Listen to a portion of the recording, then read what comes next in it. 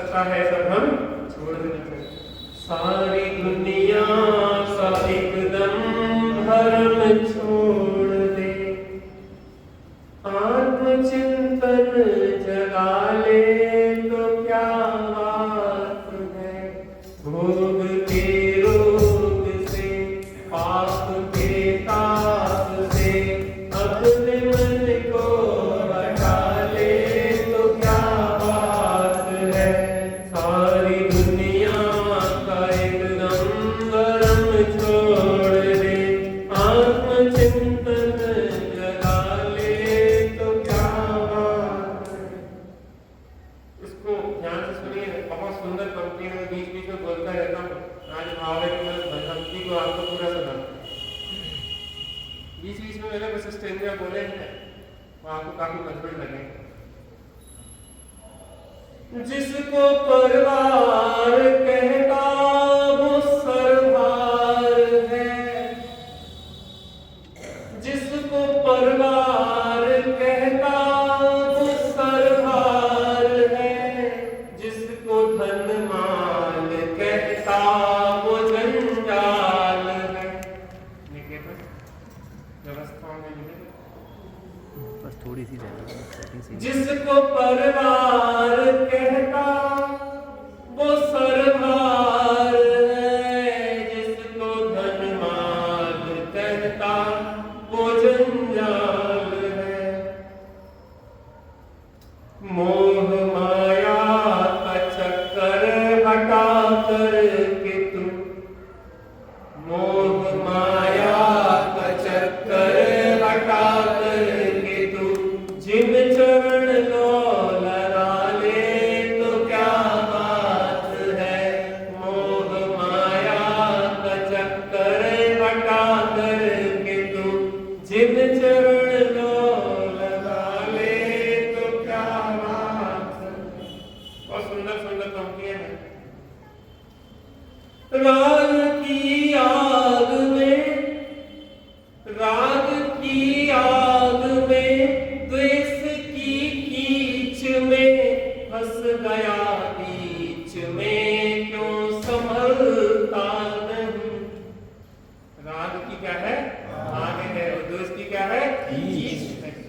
राग की आग में, द्वेष की कीच में फंस गया बीच में, क्यों संभलता नहीं।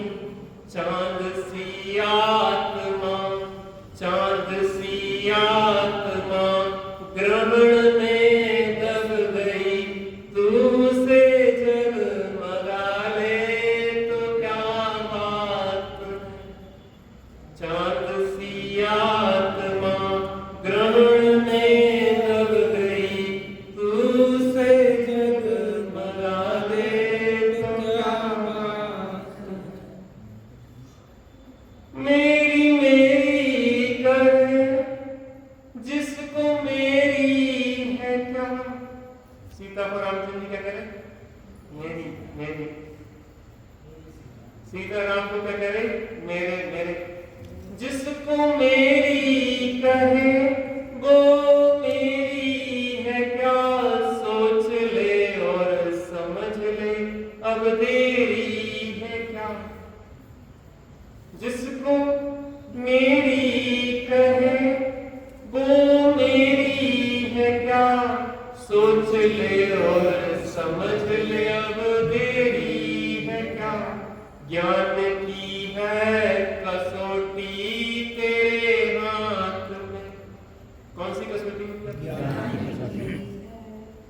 ज्ञान की है कसौटी तेरे हाथ में, तू खरी खोटी कस ले तो क्या बात है। अब तू सही कस या गलत कस तो तेरे हाथ में।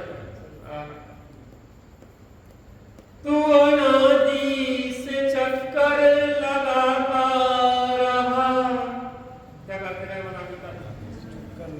तू अनादि से चक्कर लगाता रहा, देव नर पशु नरक योनि पाता रहा। कौन कौन सी योनि? देव नर पशु नरक योनि पाता रहा, कर्म ने तो घुमाया तुझे आज तक। कौन घुमा रहा है मन को? कर्म ने तो घुमाया तुझे आज तक, कर्म को तू घुमा दे तो क्या बात। तुझे कर्म घुमा रहे हैं, एक बार तू तो कर्म को कैसे घुमाएंगे कर्म?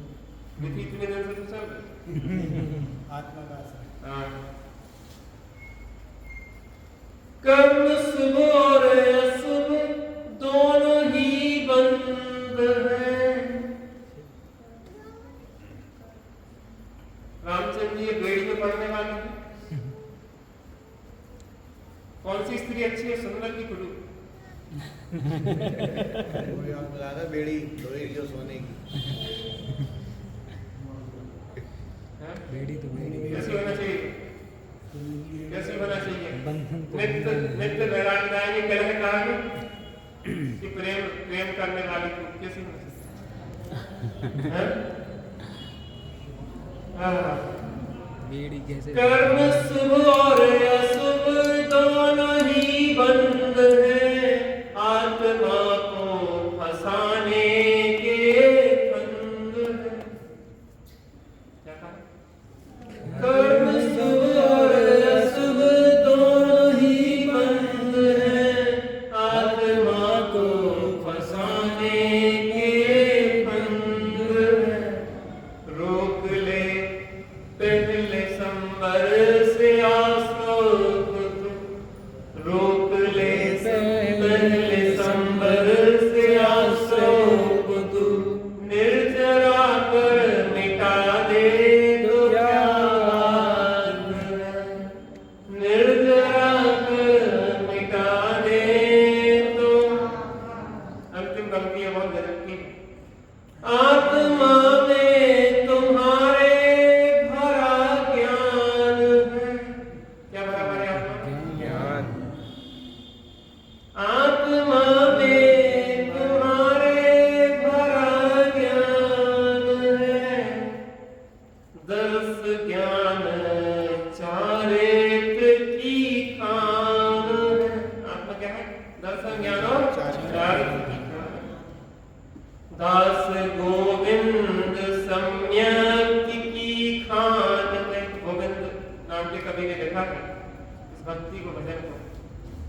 दास गोविंद सम्यक की खान में, अपने मन को रमा ले तो क्या बात है।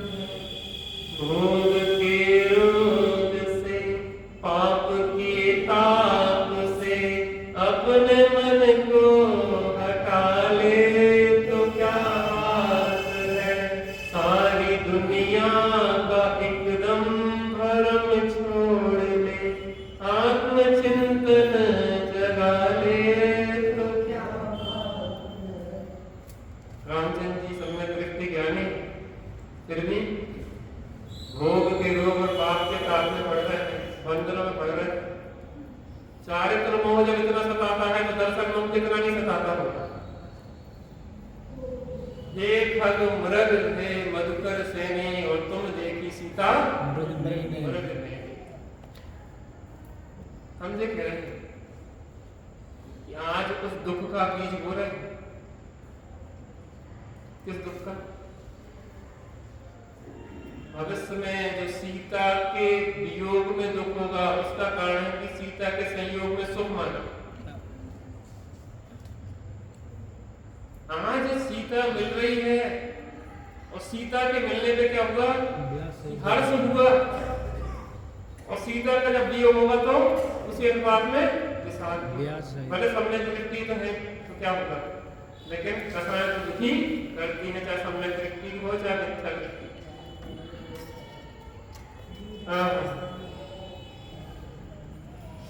सिद्धों की श्रेणी में आने वाला जिनका जग के उन सब मुनि राजों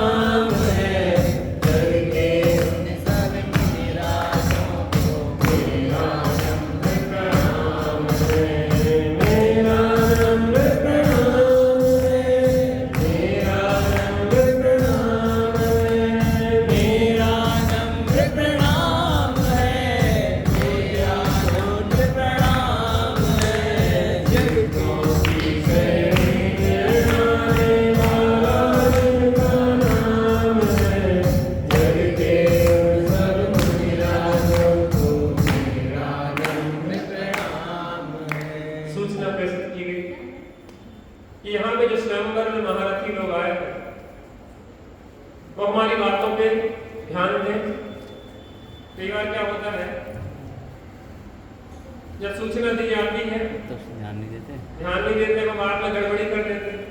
परीक्षा हॉल में पहले समझाया जाता है कि पेपर में इन बातों का ध्यान रखना है आपको, और उस समय क्या है आदमी ध्यान नहीं देता है, फिर क्या करता है गलती, हम सुन ही नहीं पाए। अब तुमने सुन क्यों नहीं पाए? जब हम सुना रहे थे तब तुम्हें सुनना चाहिए था, तो वो तो सुना नहीं और फिर गड़बड़ कर दी। तो पता पड़ा कि पेपर लिखते तो रहे 3 घंटे और नंबर आए 0/0। ऐसे ही हमारे जीवन में पेपर चल रहा है। मेहनत बहुत करते हैं सुख प्राप्ति हेतु, प्रयत्न करते सुख आता पास।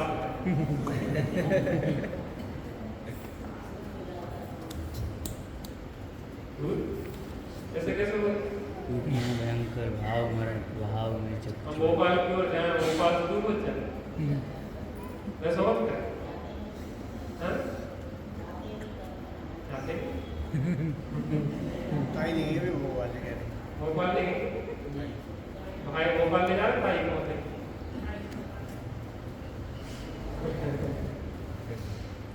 ये आश्रम में बैठे हैं। हाँ? आश्रम में आराधना कर रहे हैं। आश्रम में आराधना करें, योगा करें। हम ये कह रहे हैं कि भोपाल की ओर जाए, भोपाल दूर क्यों हो रहा है हमसे? गलत दिशा में जा। कहाँ जा रहे हैं? गलत दिशा में। दिशा सही है। कहाँ जा रहे हैं हम? गलत दिशा में। गलत दिशा में पूरा हुआ प्रयास क्या करता है? लक्ष्य को दूर ही नहीं करती बल्कि थकाता भी है। किससे कह रहे हैं? अपनी बात कर रहे हैं।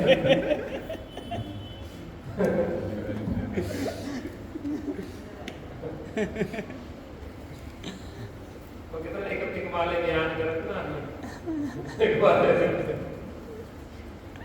लेकिन आखिर आपने क्यों नहीं माना? तुम अभी भी मानते, तुम वापस कब बुलाने के लिए मैं तो पीछे जाऊंगा, उससे तकलीफ विरोधी की ओर बढ़ जाती है।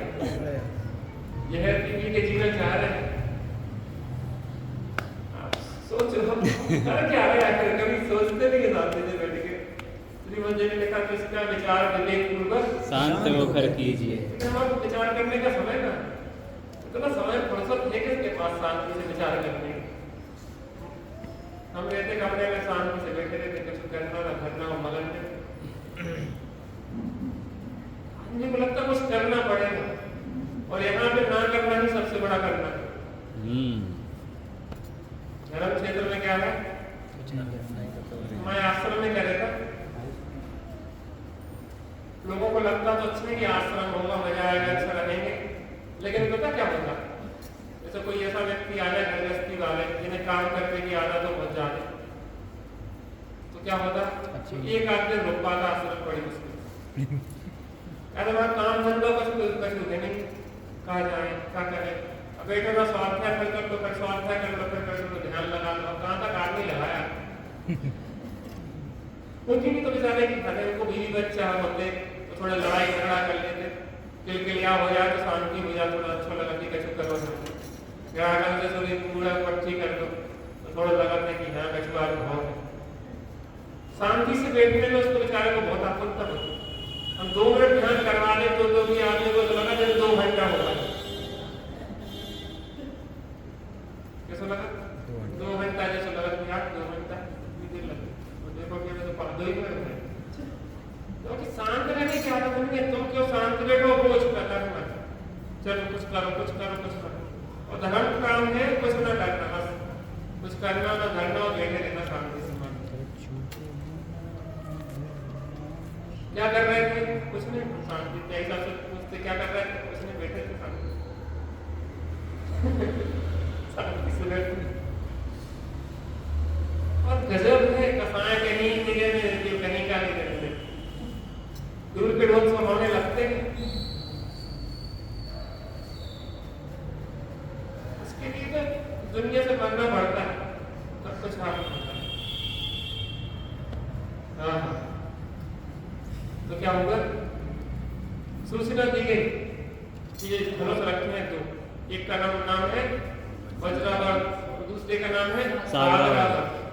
2 धनुष देवों के और बड़ी ज्वालाएं निकल रही थी, सर्प जैसे फड़ फैलाए गए और ऐसा राजपुत्र बैठे हैं देखो भाई, दो धनुष है, इसमें से जो वज्रावट उठाएगा उसको सीता रत्न मिलेगा। सीता 700 सखियों के बीच में बैठी थी। कितनी सखियां थी? 700 सखियां। 700 सखियों के बीच में सजी धजी सीता बैठी है और सब लोग बैठे हैं। राजपुरुष दूर देश से बड़े बड़े मनोरथी पधारे हैं और स्वयंवर के लिए तैयारियां हो गई हैं।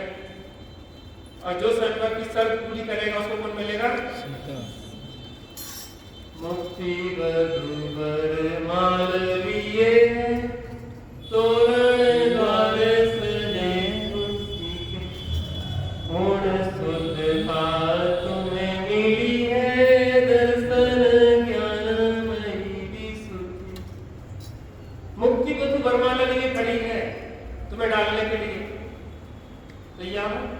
इधर देखो, उधर कर देखो, मुक्ति वधू तैयार। तैयार हो?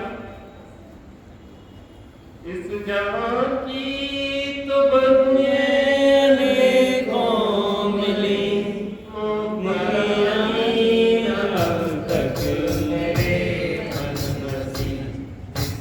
इसको भरा इस जहां की धरा पर नाना बड़ा।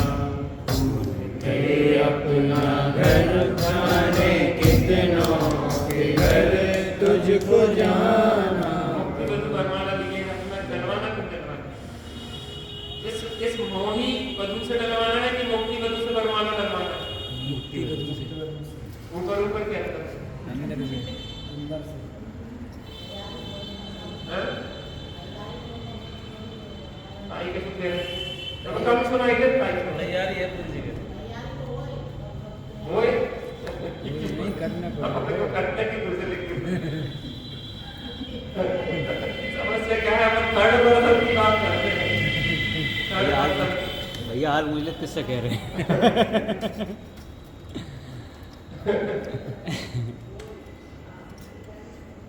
गृहस्थ लोग हमारे पास आते हैं, मैंने इतनी झंझट में है, बीवी को संभालेगी, बच्चों को संभालेगी, तुम जैसे लड़का आदमी। अब जिनके नहीं है सोने लगा कि शादी हो जाए, और जिन्हें है सोने के झंझट से कब छुटकारा मिल जाए तो ही दुखी है। अरे भैया अपने मौत से दुखी है, किसी दूसरे से दुखी नहीं है। तो उसी नदी गई थी, देखो दो धनुष रखे हैं, जो इसकी चाप चढ़ाएगा। देखो आपने जिन्हें तो रामायण में सुना होगा, कौन से धनुष थे वो?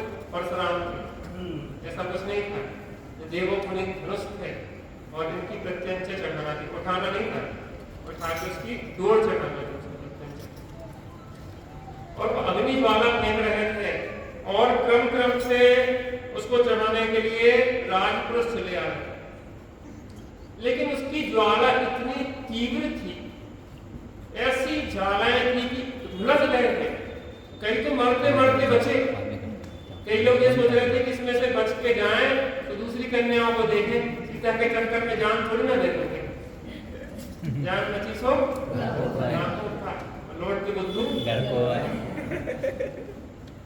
कम से कम घर में सीता के चक्कर में जान चली है भाई, क्योंकि ऐसी लगती है आग उनको ज्वाला दिख रही हो, जाके छूना क्या, उसके पास ही जाए तो झुलस गए। कुछ लोग तो कह रहे हैं कि पाँव काम करना बंद कर दिया, अब कैसे चले नहीं पा रहे थे, इतने झुलस रहे थे। और राजपुरुष एक एक करके चले आ रहे थे, और क्या हो रहा था?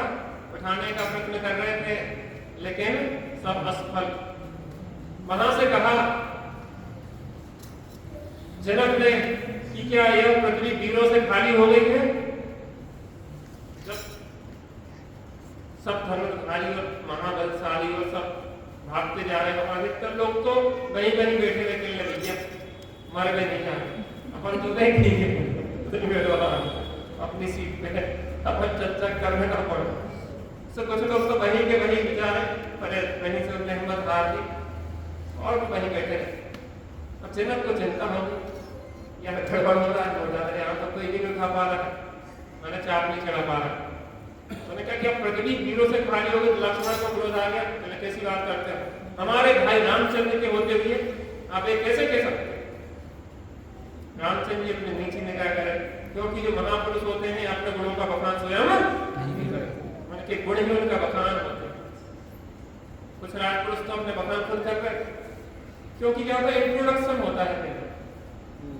सीता को एक राजपुरुष के पास ले जाया जाता था और उनकी सखियां परिचय देती थी, ये फला जगह के राजकुमार है, ये फला जगह के राजकुमार है, इनका इतना वैभव है। उनको वैभव छोड़ के कमी ले ली तो खुद बता देते हैं कि अच्छा वो है अपना।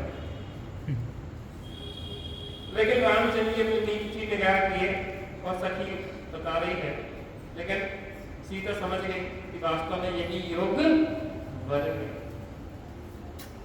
और जब सब हार थक गए तो रामचंद्र जी उठे, श्री जिनेन्द्र भगवान का स्मरण किया। और क्या होता है, उठे राम भगवान नाम ले पहुंचे आए धनुष के पास, शांत हो गया चाप तेज सब प्रकटा उनका पुण्य प्रभाव। खींचा धनुष हाथ से उनने हुआ सत्य तब महाप्रचंड, हुए सभी जगत निज मन में गिरा शैल क्या होकर खंड। किया सत्य देवों ने नभ में धन्य धन्य तुम होए भी, धन्य धन्य है पुण्य आपका सागर तुल्य आप गंभीर। पुष्प वृष्टि भी हुई गगन में करने लगे देवगण, हुआ सभी को विस्मय भारी, देख अलौकिक अनुपम कर। देवों की पैड़ी में आने वाला जिनका नाम है, उन सब मुनिराजों को मेरा नम्र प्रणाम है। जग के उन सब मुनिराजों को मेरा नम्र प्रणाम। जय हो। रामचंद्र जी उठे, नीचे निगाह, प्रभु का स्मरण करके लिए पहुंचे और प्रभु का स्मरण करके जैसे ही नजदीक पहुंचे, और पुण्यशाली पुरुष जहां भी जाते हैं तो बाहर की विपत्तियां दूर हो जाती हैं, संपत्तियां स्वयं ही। और जैसे ही पहुंचे तो चाक से जो अग्नि ज्वालाएं निकल रही थी वो सब शांत हो गई। जैसे स्वरूप सर्वों में जाते हैं, जब तलक हो आत्मदृष्टि कर्म थर थर कांपते हैं, और चित्त की एकाग्रता लख छोड़ खुद ही भागे। स्वरूप की स्थिरता से जैसे कर्म भाग जाते हैं, वैसे ही रामचंद्र जी के पुण्य के प्रताप से अग्नि ज्वालाएं और सर्प वहां से भागे।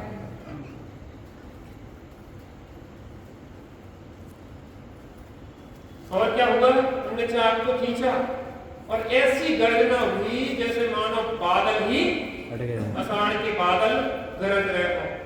मोरों ने जैसे ही आवाज सुनी तो उन्होंने सोचा कि बादल गरज रहे हैं तो वो नाचने लगे, उन्हें भ्रम हो गया कि शायद मेघ गरज रहे हैं। तो वहां पे आचार्य रविशंकर स्वामी कह रहे हैं कि मयूर नाचने लगे। कौन सा कहला ऐसा भ्रम। जब देवों ने सुनी गर्जना तो आ गए जय हो रामचंद्र जी की जय हो, ऐसे जय जयकार के नारे लगने लगे, गूंजने लगे।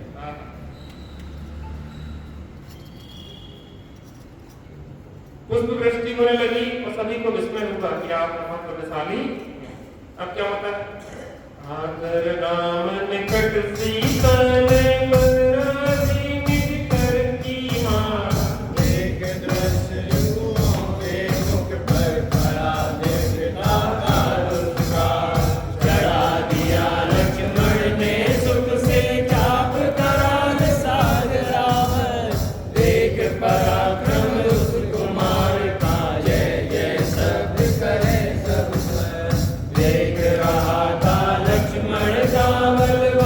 चंद्र वर्धन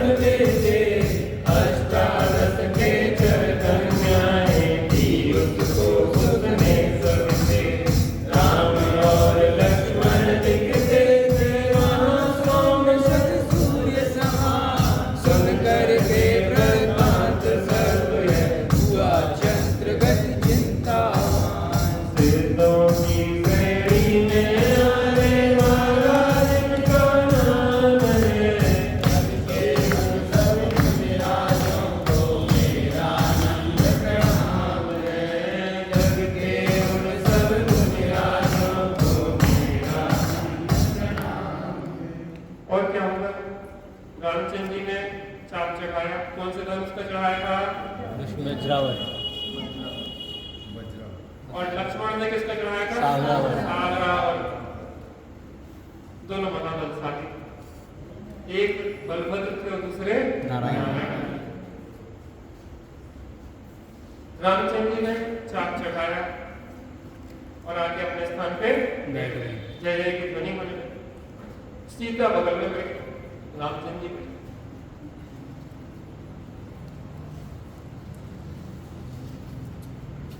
सीता और राम में कौन सा संबंध था? सीता और राम में क्या संबंध है? अरे वर्तमान में क्या संबंध है? पूर्व में संबंध। पति पत्नी सीता और राम में कौन सा संबंध था? भाई बहन।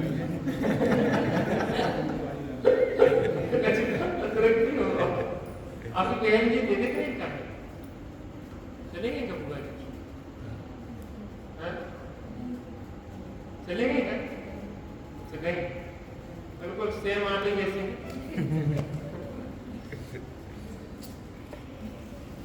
भाई बहन तो एक से होंगे, लेकिन सीता राम भाई बहन कहाँ से देखेंगे? कौन सा संबंध था? पति पत्नी का वो नहीं, गलत। कोई संबंध नहीं। सीताराम का संबंध कौन सा था? कौन सा संबंध था? पत्नी पति। सीताराम। अरे पहले मैंने सीता बोला, फिर राम बोला, तो पहले आपको क्या बताना चाहिए? सीता क्या तरह से बताना चाहिए? पत्नी पति। और पति। सीता पत्नी थी और राम पति थे। सीता पति थे क्या? सीता राम का क्या संबंध था? पत्नी और पति का संबंध। तो कौन किसके बगल में बैठ गए? रामचंद्र जी सीता अगल बगल में बैठ गए। बगल में कौन बैठे थे? लक्ष्मण जी बैठे थे। अब दूसरा धनुष था तो कौन बैठ बचे? लक्ष्मण जी गए, लक्ष्मण जी ने ऐसे खेल खेल में दूसरा कौन सा? सागरावत धनुष भी पकड़ा। घोर गर्जना हुई, देवगण आए, नृत्य किया, पुष्प वृष्टि हुई, सब कुछ हुआ। और वहां पे एक राजा था, क्या नाम था उसका? चंद्रवर्धन। चंद्रवर्धन राजा था। कौन था वो? विद्याधर। विद्याधर राजा था। और उसने जैसे ही पराक्रम लक्ष्मण का देखा तो उसने अपनी 18 कन्याओं से विवाह कर लिया। यहाँ तो एक हुआ बना 18 हो गए। क्योंकि उनके विवाह ज्यादा होने लगे तो कामते उनकी जन्नत हो गई। नारायण। नारायण तो ज्यादा होना, कितने होने? नारायण की कितनी शादी होती? 16,000। कितनी होती? 18,000। बलभद्र की कितनी होती? 8,000। 8,000। नारायण की कितनी होती? 16,000। और पृथ्वीनारायण की कितनी होती? 18,000। चक्रवर्ती की कितनी होती? 96,000। बहुत बढ़िया। तो वहां पे 18 कन्याओं से विवाह कर दिया। देखिए क्या होता है। लेकिन जब बात सुनी तो चंद्रगति टेंशन में आ गए। कौन जानता है चंद्रगति नाम सुना? हाँ हाँ, भावंडर के पिताजी। भावंडर के धर्म पिता खेचर। अब चिंता में आ गए। अपन ने सोचा था कि भैया अपनी चाल चल जाएगी, लेकिन यहाँ तो पास है पलट गया। उल्टा पलट गया। अपन सोच रहे थे ये तो उठा नहीं पाएंगे, ये तो दूर से ही देख के भाग जाएंगे, लेकिन राम तो सचमुच में बलवान है, शक्तिमान है, कोई विशिष्ट महापुरुष है। जो जनक ने कहा था वो बात बिल्कुल सच्ची है। और चिंता में पड़ गए, अब क्या करते, लेकिन वचनबद्ध हो चुके थे, सब कुछ कर सकते। अब क्या होता है? वचनबद्ध हो चुका प्रसन्नता विस्मृत हुए भरत जी मन में, पूर्व पुण्य फल देख निशान।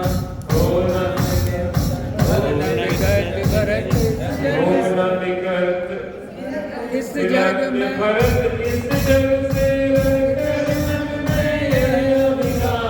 व्याही कनक सुबा के कई में, सत्वर निज सुख से सोचा।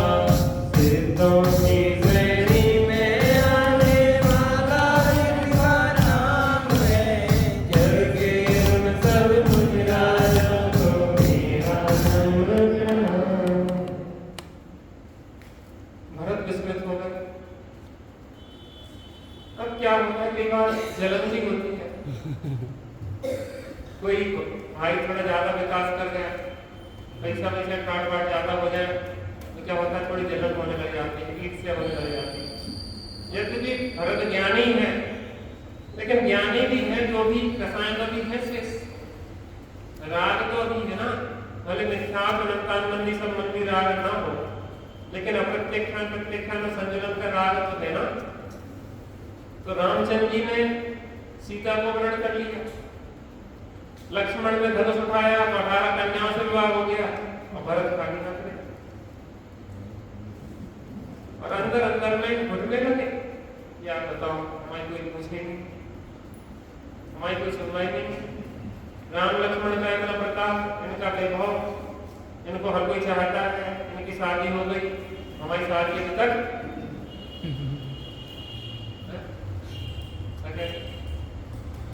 शादी नहीं होना अच्छी बात नहीं, बुरी बात, अच्छी बात।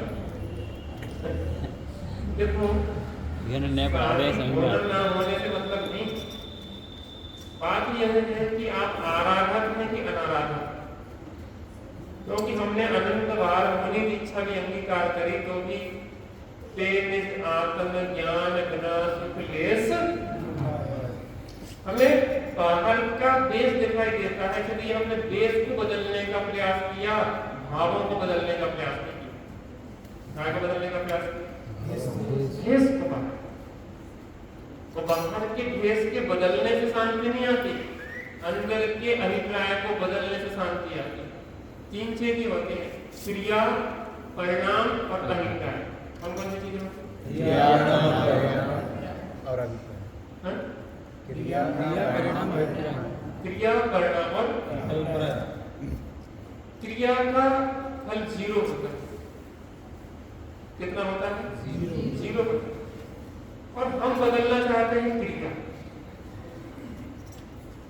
ऐसा समझो कि आप माँ बाप कहते हैं, अनंत सिद्धि कोई छोटा सा बच्चा बैठ गया आपके साथ आया था, वो भी ऐसी उंगलियां सरकार, कितना फल लगेगा उसको? अच्छा जी बताओ, फोटो खींची जाए तो दोनों की एक सी होगी कि अलग होगी? एक सी। बाहर से क्रिया दोनों की एक सी होगी कि अलग होगी? आपका बच्चा आपसे अच्छी एक्टिंग कर रहा हो शायद, और वो ऐसे बढ़िया बिल्कुल शांति से बैठा हुआ ऐसे ऐसी माँ बाप कर रहा है, लेकिन अंदर में क्या चल रहा है पता नहीं, काय के दिक्कत है, क्या बोल रहा है, क्या करना है। वो तो आप बाहर की एक्टिंग देखी मम्मी की, वो भी करता है। तो क्रिया का फल 0, परिणामों का फल जैसे परिणाम जिस समय होते हैं वैसा फल मिलता है, लेकिन सबसे बड़ा फल मिलता है अभिप्राय। क्या मिलता है? या तो क्रिया बदलते हैं या तात्कालिक परिणाम बदलते हैं, लेकिन अभिप्राय बदलने पे ध्यान नहीं देते। और मोक्ष मार्ग का संबंध अभिप्राय बदलने से। मिथ्या अभिप्राय संसार का कारण है और सम्यक अभिप्राय मोक्ष का कारण। क्या है? मिथ्या अभिप्राय क्या का कारण है? संसार का कारण है। ऐसे मिथ्या ज्ञान चरण बस भ्रमत भरत दुख जन्म। तो मिथ्या अभिप्राय है संसार के कारण और सम्यक अभिप्राय है मोक्ष का कारण। आचार्य कहते हैं जित दिट्ठा उत पिट्ठा, और जित पिट्ठा उत दिट्ठा, यही मोक्ष मार्ग का चिट्ठा। जहां दृष्टि है बाहर संयोगों की तरफ दृष्टि है तो वहां कर लो पीठ, और जहां स्वरूप की तरफ पीठ है वहां कर लो दृष्टि। तो इतना सा मोक्ष मार्ग की चिट्ठी है। क्या कहा? मोक्ष मार्ग की चिट्ठी कितनी से है? जहां पे दृष्टि है पर पदार्थों की वहां कर लो पीठ, और जहां पीठ है वहां कर लो दृष्टि।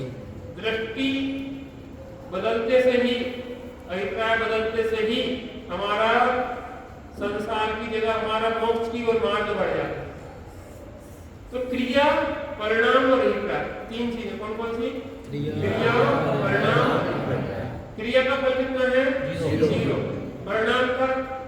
तात्कालिक जैसे शुभाशुभ परिणाम हुए उसके अनुसार, लेकिन अभिप्राय अगर मिथ्या है तो निरंतर मिथ्या के संबंधित बंध चल रहा है। हम कितना ही करें धर्म के नाम पे, लेकिन सबका रिजल्ट क्या निकलता है? जीरो। वो सब संसार के बढ़ाने के लिए ही होते हैं, चाहे हम धर्म मंदिर में बैठ के करें या कहीं बाहर करें। उनका अभिप्राय क्या होता है? उल्टा, सब में संसार के पोषण चलता है। देखो एक थोड़ी सी चीज समझ लें, बहुत गजब की बात, किसी भी साधक के जीवन में तीन चीजें देखी जाती है। तीन चीजें, एक तो धर्म, दूसरा आश्रय भाव और तीसरा शरीर की क्रिया। ध्यान से सुनना, बहुत काम की चीज। पहली चीज साधक के जीवन में धर्म, दूसरा आश्रय और तीसरा शरीर की क्रिया। शरीर की क्रिया से न पुण्य होता है, न पाप होता है, न बंध होता है, न मोक्ष होता है। क्या कहा? शरीर की क्रिया से ना होता है, ना पुण्य होता है, ना बंध होता है, ना मोक्ष होता है। शरीर की क्रिया से कुछ नहीं हो रहा। मंदिर में बैठे रहो चाहे घर में बैठे रहो, उससे पुण्य पाप बंध और मोक्ष कुछ नहीं होता। पहली चीज, साधक के जीवन में जो शुभाशुभ भाव पाए जाते हैं उनसे शुभाशुभ बंध होता है। आश्रय भाव से क्या होता है? शुभाशुभ बंध होता है, जो भी भाव पाए जाते हैं। तीसरा, साधक के जीवन में जो स्वरूप स्थिरता पूर्वक जितनी कसाय का भाव हुआ है, जितनी वीतराग चलती है, उतना धर्म होता है सदा का। क्या कहा? ध्यान से सुनना, जितनी स्वरूप स्थिरता पूर्वक वीतरागता प्रकट हुई है, जितनी कसाय का भाव है, उतना सदा का धर्म। दो चीजें होती हैं, एक शुद्धोपयोग होता है, एक शुद्ध परिणति होती है। कौन कौन सी चीज होती है? शुद्धोपयोग और शुद्ध परिणति। शुद्धोपयोग तो कभी कभी होता है, जब आप स्वरूप के सम्मुख उपयोग करते हैं उसको कहते हैं शुद्धोपयोग। और जितनी कसायों का भाव हो जाता है, उस कसाय के अभाव में जो शांति चलती है उसको कहते हैं शुद्ध परिणति। वो सदाकाल होती है। जैसे मिथ्या तो अनंतानंद दी गई, उसके अभाव में वो शांति आत्मा में निरंतर चलेगी 24 घंटे, वो कभी कभी नहीं होगी। शुद्धोपयोग तो कभी कभी होगा। समझ में आ रहा? तो ज्ञानी के जीवन में जो धर्म है, जितनी वीतरागता प्रकट हुई, जितनी कसायों का भाव हुआ, उतना तो उसके धर्म निरंतर चलता है। पहला पॉइंट धर्म। दूसरा, जो शुभाशुभ भाव होते हैं उससे क्या होता है? आश्रय और बंध होता है। और तीसरा, शरीर की क्रिया होती है, उससे आश्रय होता है, न बंध होता है, न संसार होता है, न मोक्ष होता है। अब पंडित जी, शरीर की क्रिया भी देखी जाती है, तो जिसके एक कसाय का भाव हुआ है उसको अन्याय, अनीति, अभक्ष के भाव नहीं आते। शरीर की भी उसी अनुरूप योग क्रिया देखी जाती है, जो निमित्त नैमित्तिक संबंध है। जिसके पंचम गुण स्थान है, 2 कसाय के भाव रूप वीतरागता रूप धर्म, 12 व्रतों के पालन रूप शुभ भाव,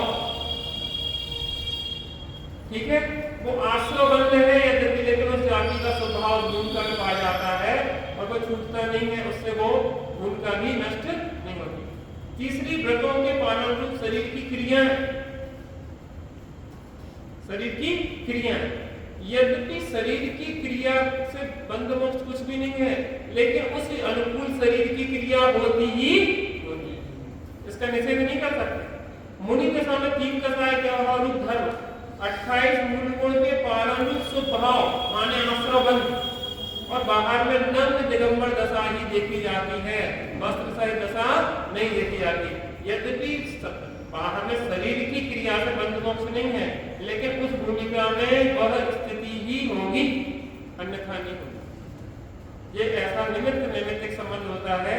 तो हमें अगर धर्म करना है तो हमारे जीवन में कसायों के अभाव, स्वरूप अनुभव को कसायों का अभाव हो, हमें इसका प्रयास करना चाहिए और उसके लिए बार बार हमें शांति से बैठना चाहिए। किसको जोर लगाना चाहिए?